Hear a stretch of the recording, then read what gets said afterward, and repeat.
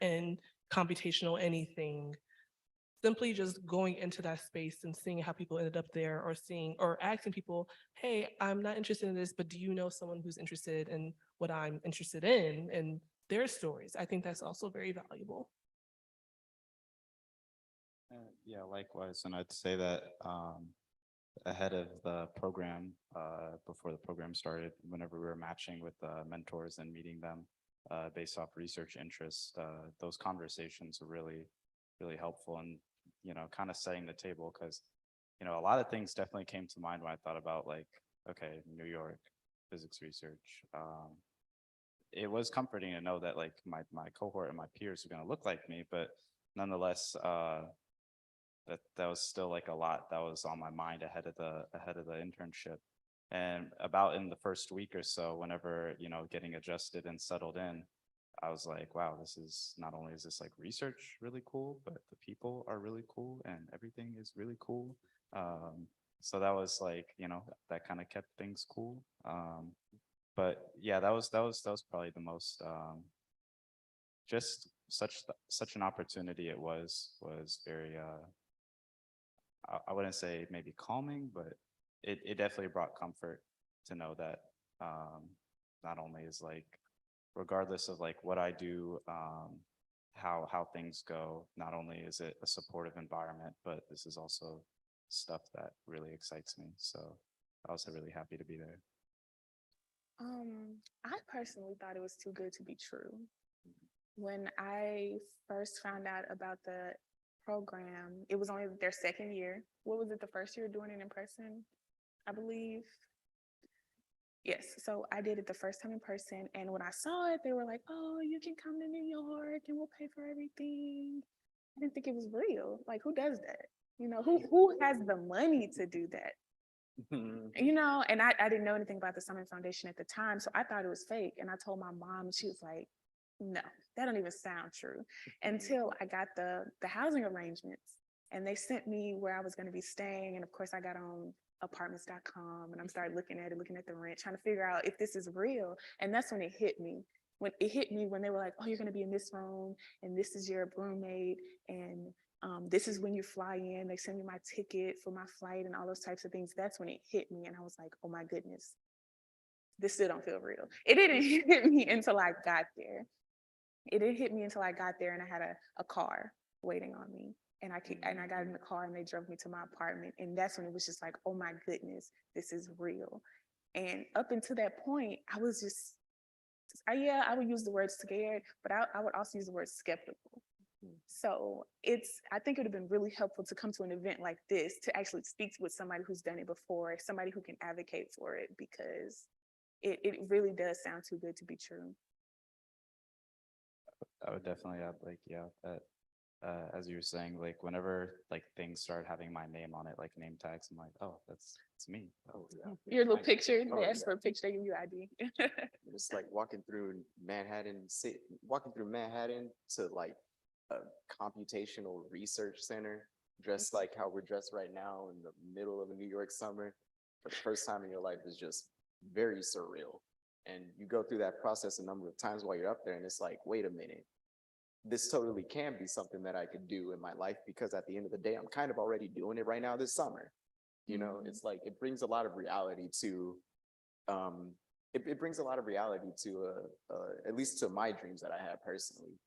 It's the little things, like going there and the security taking your badge and scanning it and saying, good morning, Miss Moore, how are you doing today? And you're like, oh, good morning. And then you go to your office space and sit down with your MacBook, and you have someone, hey, are you ready to meet today? Are you ready to talk? Yeah, I'm ready. Let me go get my espresso first. And you go to their cafeteria and you get your, like, it's just something about being put in that space. And he spoke on this earlier. You feel like you're already starting that moment in your life. All right. There's another question.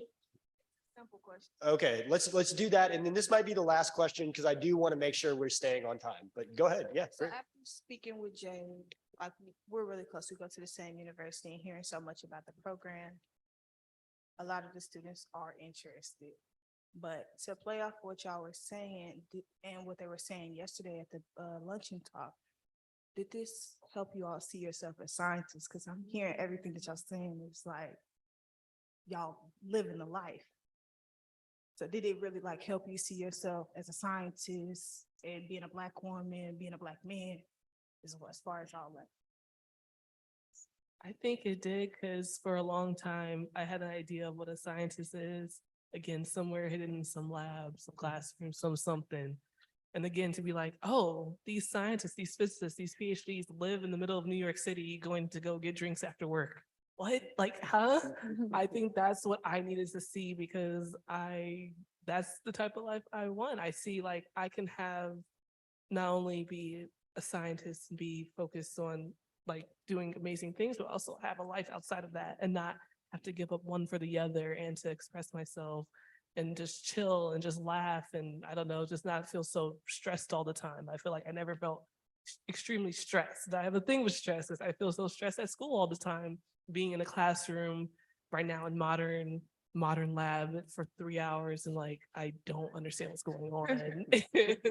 Just like in the basement of our physics building with the roaches and stuff. It's just like, what? Like I can't. Yeah, the roaches, yes. I just like, okay, I don't have to be in the basement. I can go shopping at wherever after this. I can go out, I can go on vacation. Like I can have this type of lifestyle that I want and still do something that I care about and work with people who also care about these things and just interact with those people. So yeah.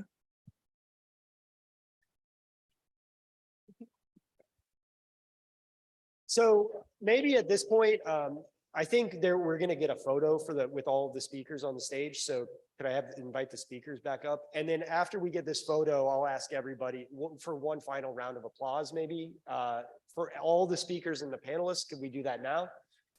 And then I'll give for people that are interested, I'm going to give a brief talk on how you can get involved, how you can apply to the program, or how you can support the program, even if you're not going to be a scholar, even if you're a faculty member or a graduate student. So we're going to do our picture thing right now, I think. You just stay seated. We'll have it.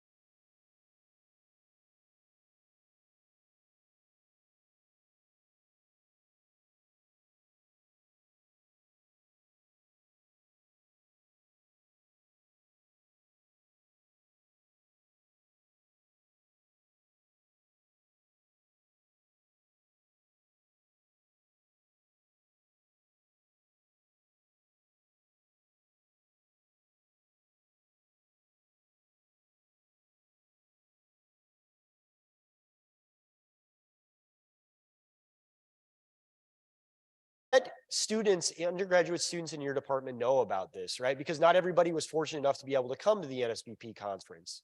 And so we want to, if you could help us get the word out.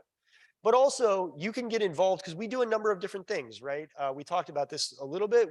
We have research talks from graduate students, from postdocs, from faculty members. And so if you're sitting in the audience or on Zoom and you are interested in giving a talk, that would be awesome. Reach out to me.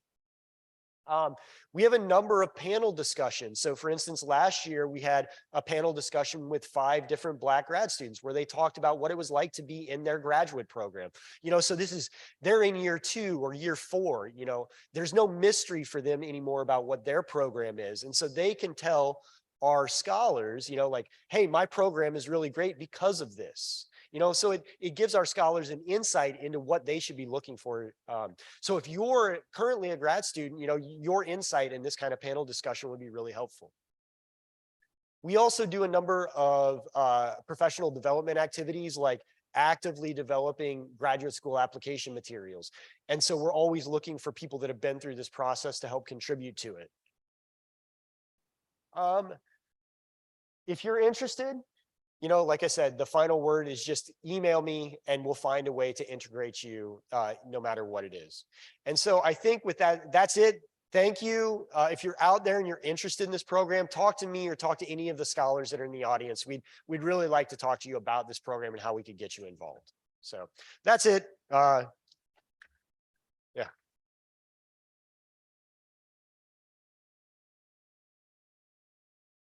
So no questions, but I'll be here waving my hand. So please find me if you have any questions.